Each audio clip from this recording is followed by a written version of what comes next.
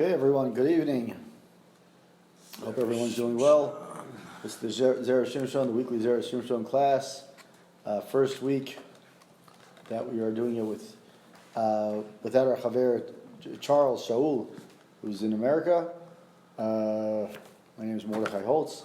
We'll try to start, and we'll try to fill his big shoes that he asked me to replace. And B'ezrat Hashem, we'll do a few short Torahs that within the same, all on one specific pasuk in this week's Parsha, taking place towards the end of this week's Parsha, where Miriam gets sick.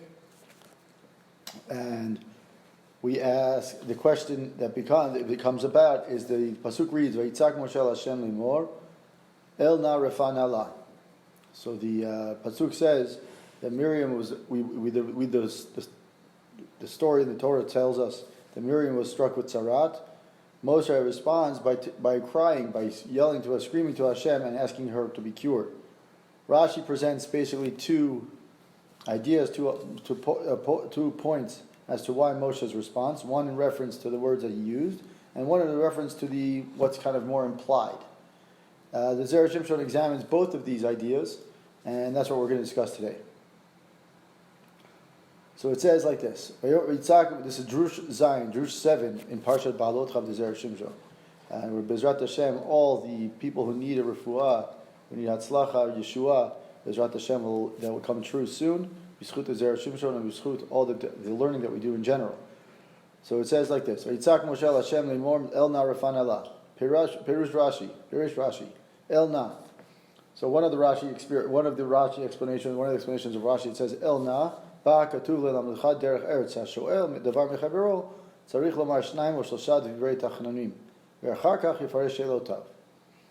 says here, the first Rashi first goes by saying is that he says that El Na comes to teach us that the proper way for us to make a request when you're asking for something from your friend is that you have to ask 2 or 3 words of kind of a supplication or kind of prayer beforehand, and then you can ask the request.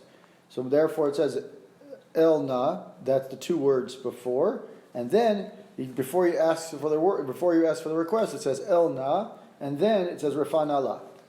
So those would be El Na would be the words that before he actually introduces the request. Those are the 2 or 3 words that he asks in advance. Then it says Lemor. Then Moshe says what does he say? It says Lemor, saying that begin by crying out to Hashem. So the question is, why does it say Ma Talmud Lemar Lemor? Why does it really need then to say Lemor? If it says El Na, that would be the request. There was 2 words beforehand, so then we don't need Lemor. It says Hashiveni imata. So what does Rashi say there? Hashiveni imata mirapeota imlav. It's Moshe says to Hashem to tell him, and he says, answer me whether or not you will heal her. In other words, he says that basically Moshe is telling Hashem, no, regardless, you should answer me. So the question is, Rashi continues. It says Ashe Shivo, and it continues. That's what the Zera Shimshon quotes. Ad Kanashon. The same kind of wording is quoted in the Yalkut Shimoni, in the same name of the Sifri, and it says Va'olam Makshiv, and everyone asks. Lama Hipecha said, why does Rashi reverse the order of the explaining?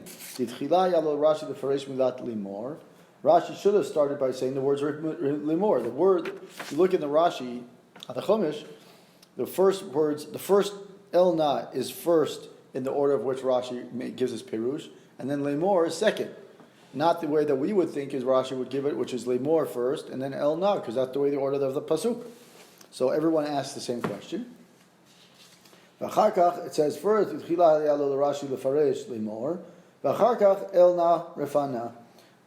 only afterwards. So the question is why? We have explanation. First, the Zera Shimshon gives 3 approaches.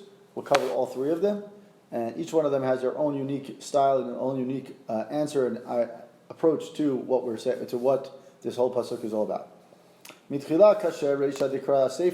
Let's first look at the way the pasuk is read. The way the first part of the whole pasuk, it says is the pshat elei. The Zera Shimshon starts by saying the mitchila kasher reisha dekra seifa. He says the beginning of the verse seems to contradict the end of the verse. The pshat the krala the krahu for the plain meaning of the El Na at the end of the verse is in fact not please God, but rather God now. Right? When we know it's Milah Na Ratzalomar Miyad V'Shazo. V'Shana Moshe. Accordingly, Moshe basically repeated himself.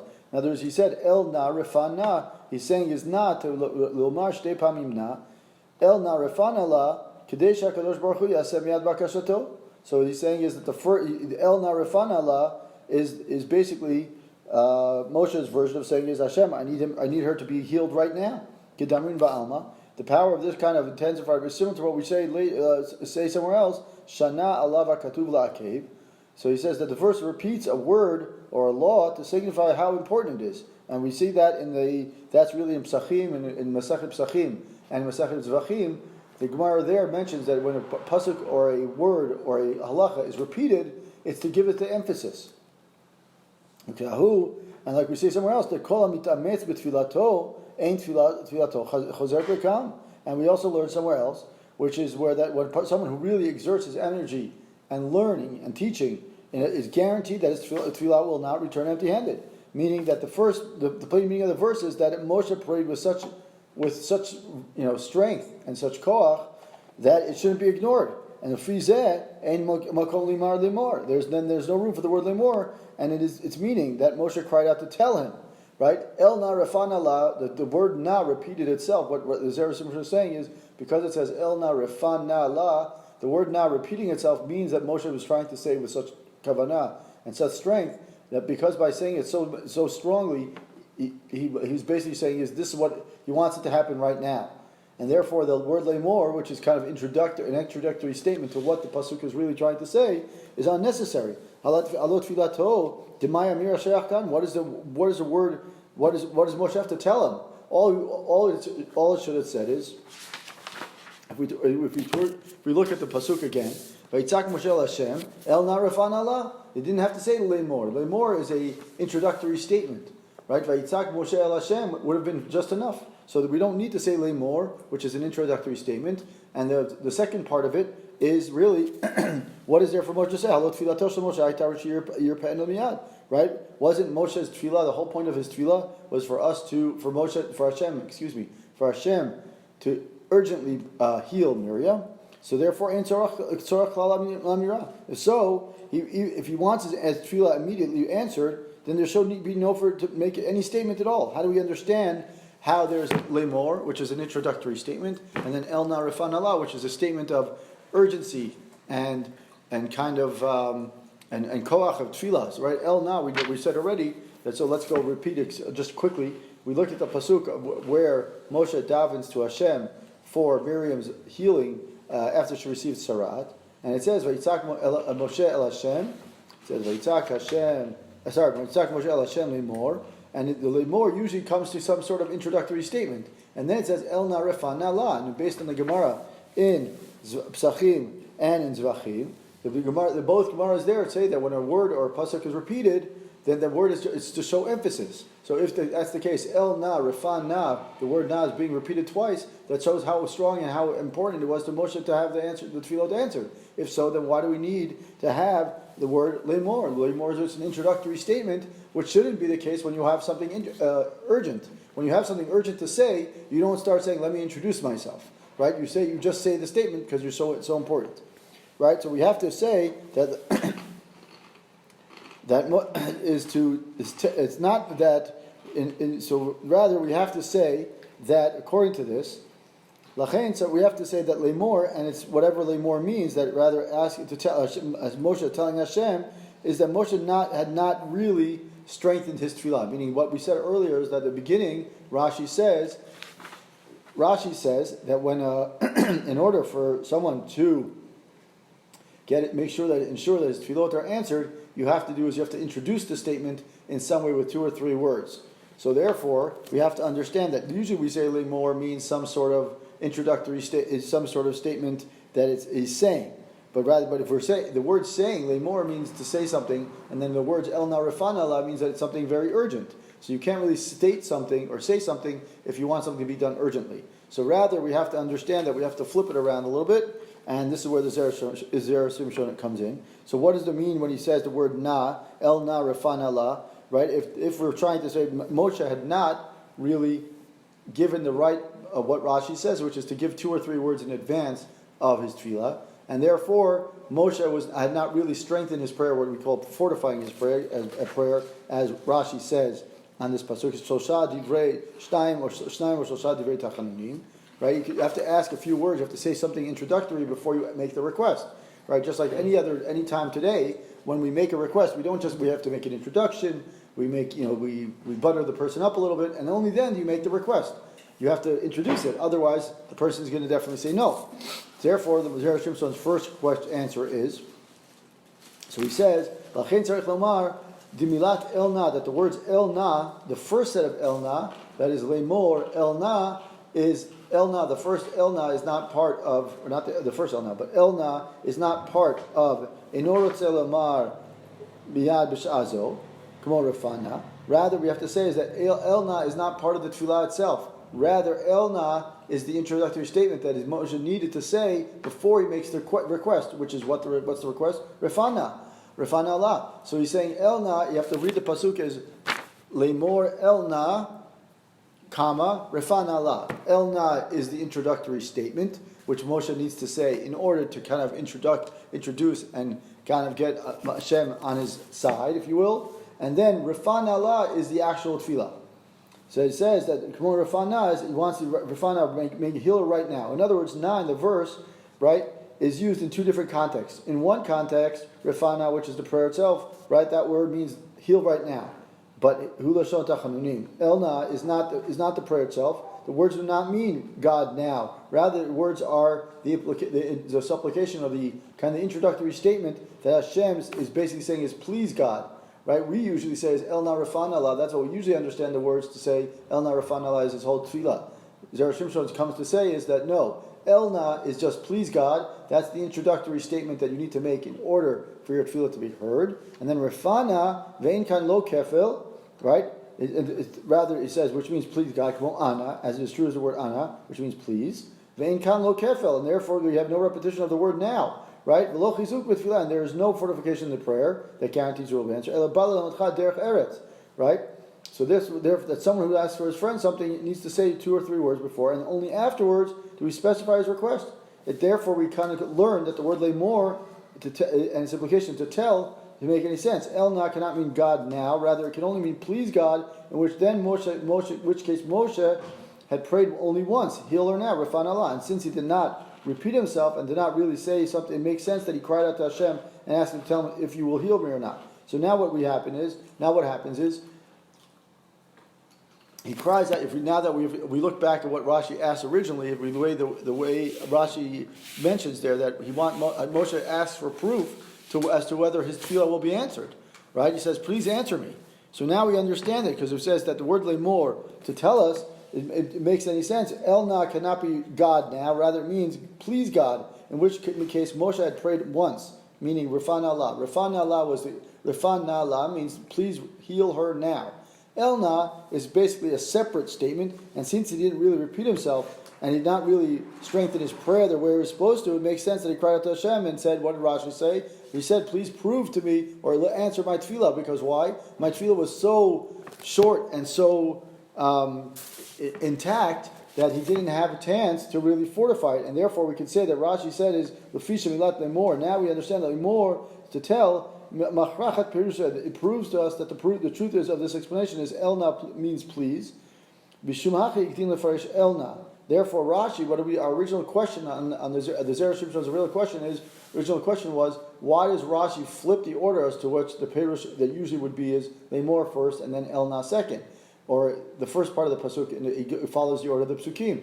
But because we understand that El Na is an introductory tefillah, and only afterwards that lemor means that Moshe asked him to tell him whether or not he would nevertheless answer his unfortified prayer. Therefore, Rashi understood this, and therefore Rashi flipped the order of the psukim, flipped the order of his perush, to make sure that it fits into the whole idea that the Zera Shimshon explains, which is that lemor and its implication is to tell, make any sense. El Na, in order for us to understand that lemor and El Na, we have to understand that it can only mean please God, in which case Moshe had only prayed once, meaning Rafah Allah was the whole thing. He made no introductory statement, and therefore please God was, Elna was the first, was kind of like the,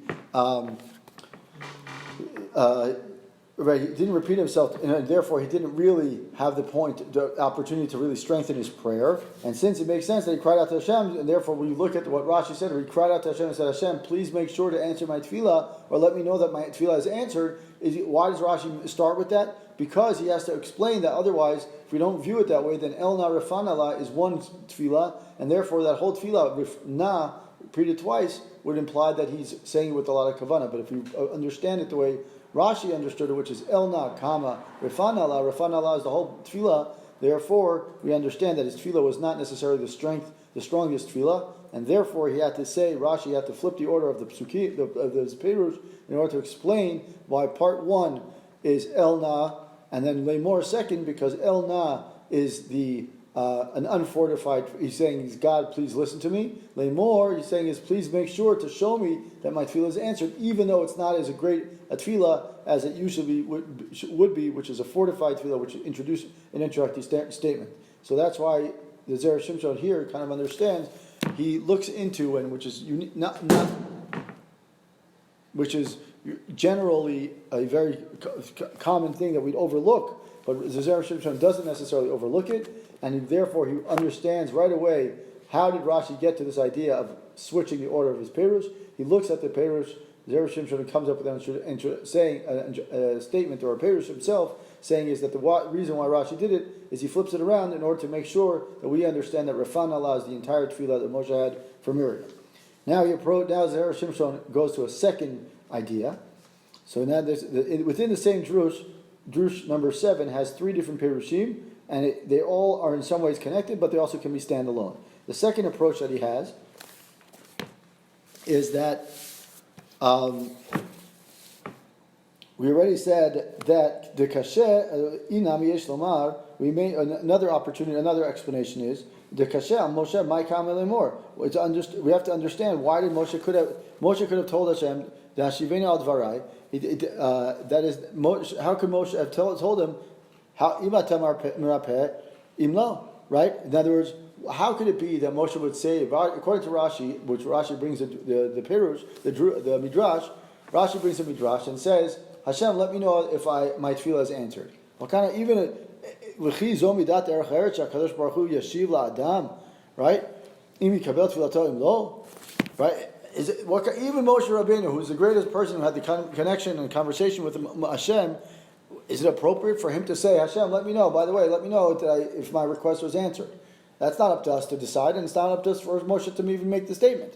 So so the Zera Shimshon gives another interpretation, which I think is very nice and very appropriate. He says like this: Yesh lomar, we must explain it as follows. In order to explain why it was appropriate for Moshe to make such a request, Zera Shimshon introduces 2 other parts to the tefillah that Moshe gave, and therefore, once we understand this context, then we can put it back into the thought process of what was going on in this moment. The Yesh Makshim, there are those who ask, He'ech tza'ak Moshe betfilato. How could Moshe, as it says, if we look at the Pesukim again, it says, Veitzak Moshe el Hashem. How could Moshe have cried out? Veitzak is a very unique word. It's not used a lot in the Chumash in general. So how could it be that he raised his voice to Hashem? Anyone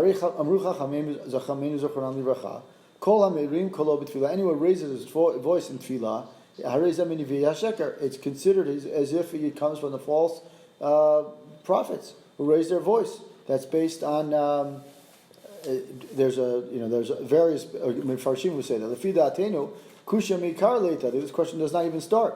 Diita B'Torah B'Hagat Shulchan Aruch Orach Chaim Siman Kuf Aleph.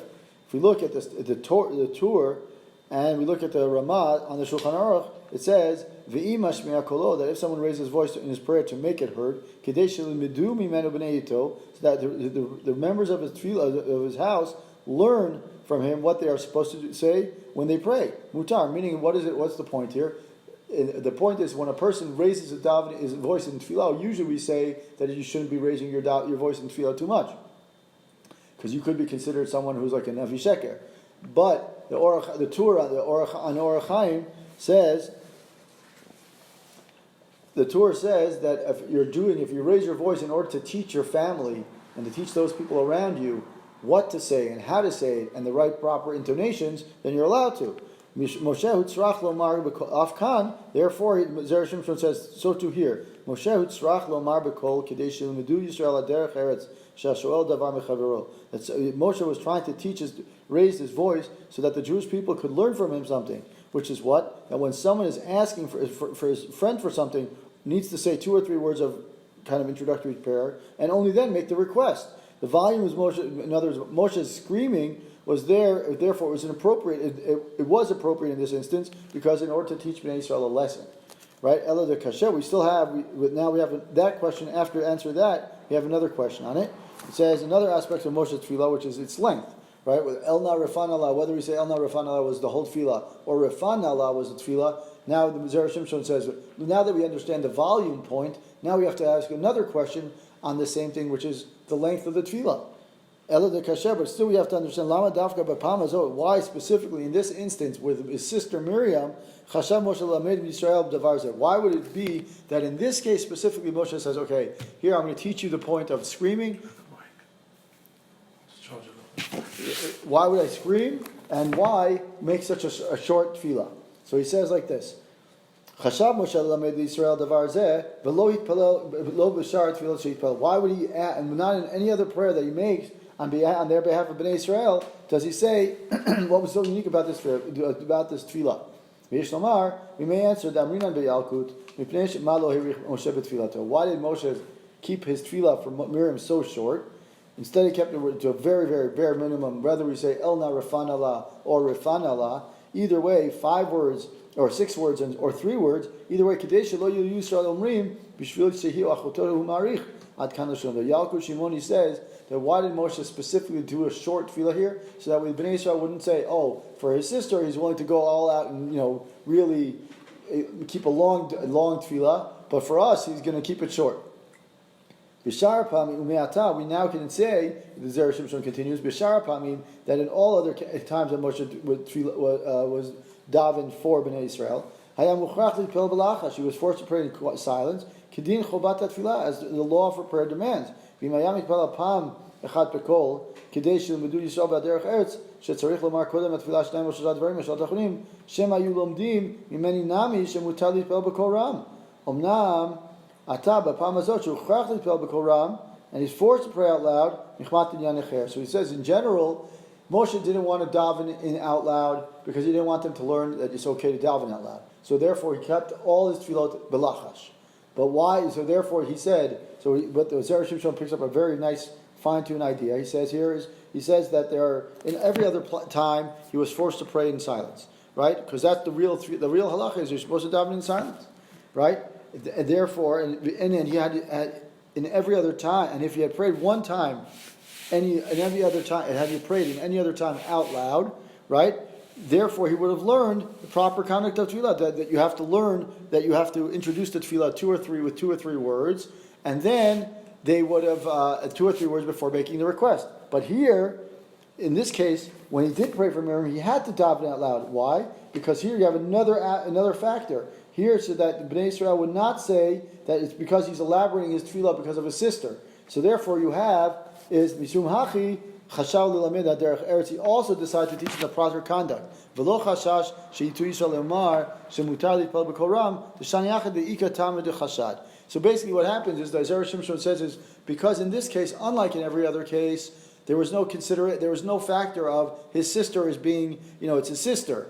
So here he said once you have to consider the fact that his sister, so therefore Bnei Israel were going to be more critical if he started davening for a long time. So therefore he said, once I'm already davening I'm going to keep it short so that they don't make that statement. I understand. Therefore he said, it would be, so therefore I can scream. He says, well, usually in a general moment of tefillah, it's inappropriate to pray out loud. But in this instance, because of the suspicion, it was appropriate, because of the suspicion that Bnei Israel were going to say, maybe because of the fact that it's his sister and he's going to lengthen his tefillah, therefore it's appropriate for him to be, it would be appropriate for him to pray out loud, and therefore, and to keep his tefillah to a minimum, right? Therefore, and having established that Moshe used his opportunity to teach the people both, to teach them a lesson about that you should be davening quietly, and also that you should be introducing the statement as much as possible, 2 or 3 words beforehand, before you make the request. Therefore, he explains why these circumstances made it appropriate for Moshe to ask Hashem. So now we understand, now that we understand this whole context of Vayitzak, which is the first word of the pasuk, Vayitzak el Hashem lemor, and then it says El na refana la. Now we understand that Zera Shimshon is basically picking up on all the words of the pasuk, and he's saying is that here in this specific case, Moshe was teaching Bnei Israel a lesson, and he said once I had the suspicion that potentially Bnei Israel were going to be upset that I was going to extend my tefillah or lengthen my tefillah because it's my sister, so I'm already keeping it short. I want to keep them another lesson, which is I'm going to scream now to teach them a lesson that it's not okay to scream in general, but here, because I want to make sure that there's no suspicion at all, and I'm going to keep it short, I'm going to keep it as short as possible so they understand that it's not, even for my sister, I'm not going to lengthen my tefillah, but I'm also going to teach them a lesson about when it's appropriate to pray out loud, which is almost never. Now what you can say is, now he even thinks like he even thinks like we might come up with some other thought process, and therefore he says, V'im Tomar, Dilma Yisrael lo yavinu tam lachashad. Maybe Bnei Israel, which is a good question, maybe Bnei Israel will never pick up on that chashad. Maybe they won't even pick up on the whole idea that why did Moshe pray out loud, right? Maybe because of suspicions of favoritism or nepotism, right? Then and instead they would maybe think that it is okay to daven out loud, right? That's a very good question. He's saying is maybe Bnei Israel wouldn't pick up on that sensitivity or that logic, and they'd say no. If Moshe's screaming, then we can scream too. So he says, Amar Mishum Hachi Nitchake Moshe, and that's why Moshe verbally says his concern for everyone to hear, V'amar LaKadosh Baruch Hu, Hashiveni Mata Merapeh Otam Lo, Klomar, Ani Yodea Shitipalati L'Slo Kara'ui, Lefi Shitipalati B'Kol, Aval Savor Iti Shutarli, Mipnei HaChashad, V'im Ta'iti, Hashiveni Mata Merapeh Otam Im Lav, She'az L'chzor V'Tpalav Lachash Kedin Chovat HaTfilah. So he says Hashem, I know that it's inappropriate to daven out loud. I know that part. So he says, Moshe says, that's why Moshe and Rashi, and this is based on Rashi quoting the Midrash, he says, this is why Moshe says, Hashem, I'm demanding you to tell me whether you're going to hear my tefillah or not, because I know that you're not supposed to daven out loud.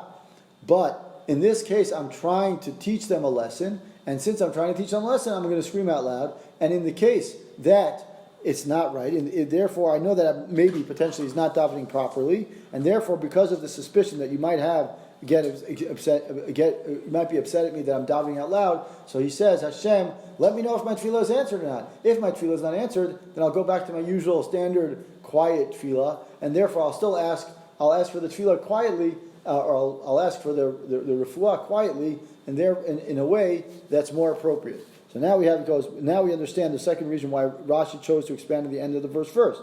Mishum hachi nicha shapir lahafoch haser. Now it makes sense, even more sense, why Rashi flipped the order.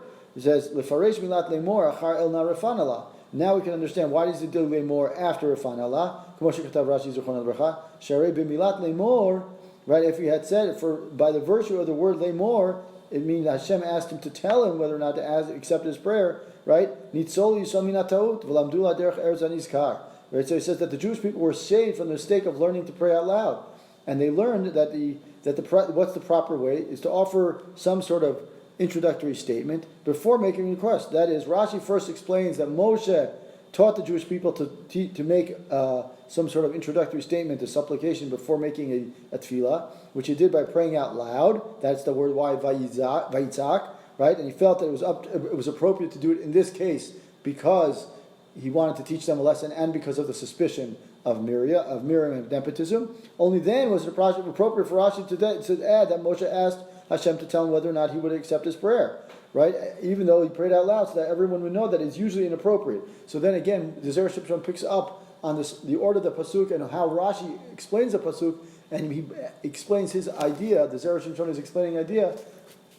With the thought process is that once we know that the Rashi says the reason why or the Zera Shimshon based on Rashi, he says the reason why Rashi flipped the order of Elna Refanala first and then Lemor is in order for us to understand Moshe's demand of Hashem, tell me if I answer my tefillah or not. You have to understand what the Elna Refana is all about. So Elna, which is the introductory statement, now makes sense because Moshe was telling Hashem, these are my two introductory words.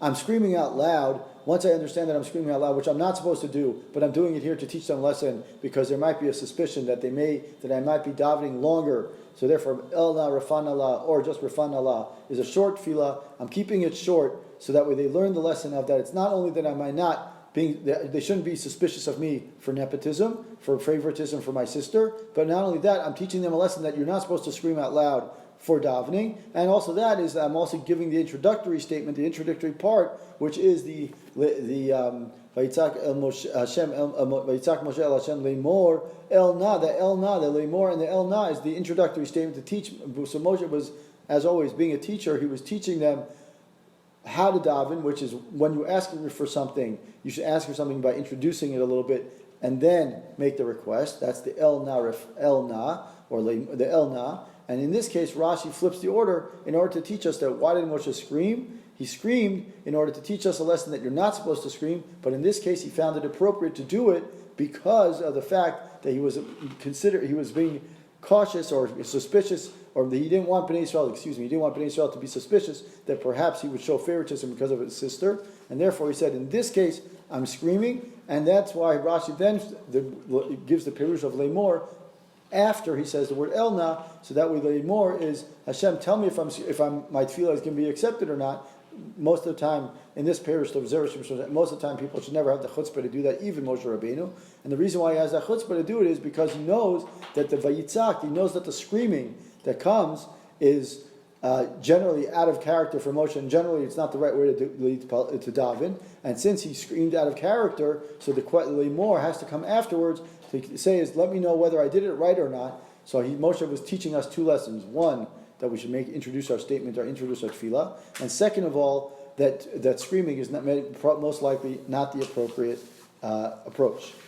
And finally, which is a third one to why did Moshe decide to scream out? Efshar Nami, he says a third perush, another approach as to why Moshe did actually decide that he's going to cry out. Efshar Nami, it is possible to say milat vayitzak, the word vayitzak, lo ba lomar sheitpalel b'kol ram. Zera Shimshon once again changes his approach. He gives another thought process as to what he does. Why we would all think that vayitzak comes from the word meaning he screamed out loud, and then he says maybe not. Maybe he says maybe he didn't actually pray out loud. Right? On the contrary, a person is not supposed to pray out loud. We know that already. Right? That's what we learned in the previous pirush. Rakshit palel mikirot libo. Rather, he prayed from the depths of his heart. And he quotes the Zohar. De'ita b'Zohar shmot daf yutet amud bet. And he quotes the Zohar on Sefer Shemot, Tza'aka v'shava b'maimit parshan. Right? We know that in the psukim around Yetziat Mitzrayim and around the avdut of Bnei Israel, it says Vayitzaku Bnei Israel v'tal shavatam Elokim. Right? So the question is, Zohar asks a very simple question: what's the difference between Tza'aka and Shava? What's the difference between the two? Amar Rabbi Yitzchak, Shava hi b'tfilah dafka. The term Shava is much more of an audible cry. That's what the way you understand it. It's something that we can actually hear, like an actual outcry of tefillah. Kidichtiv shima tefilati Hashem v'sha'avati hazina. Right, you can hear my sha'ava, you can hear my outcry. Tza'aka, on the other hand, is tzo'ek, to someone who cries inwardly. Ve'ino mer klum. Right, doesn't say anything. Right, Amar Rabbi Yehuda hilkach. Therefore, tza'aka is an inward kind of expression of prayer. We've all had that, where sometimes we cry out loud and everyone can hear us crying. That's one kind of tefillah, that's one kind of expression, and one kind of real davening, which is fine and totally fine. And then he says the tza'aka, which is what's the difference between tza'aka and shava? So shava is that one that we come out, we cry out loud and people can hear us. And the tza'aka is the one that no one hears. It's that tefillah that comes inside of us, that burns us inside, that we're davening to Hashem quietly, but it's so loud that we can hear it. Right? It's inside and it's internal. It's a great idea. It's a great thought process. It says hilkach gedolat tza'aka mikolam. That's why tza'aka is greater than all of the other kinds of words.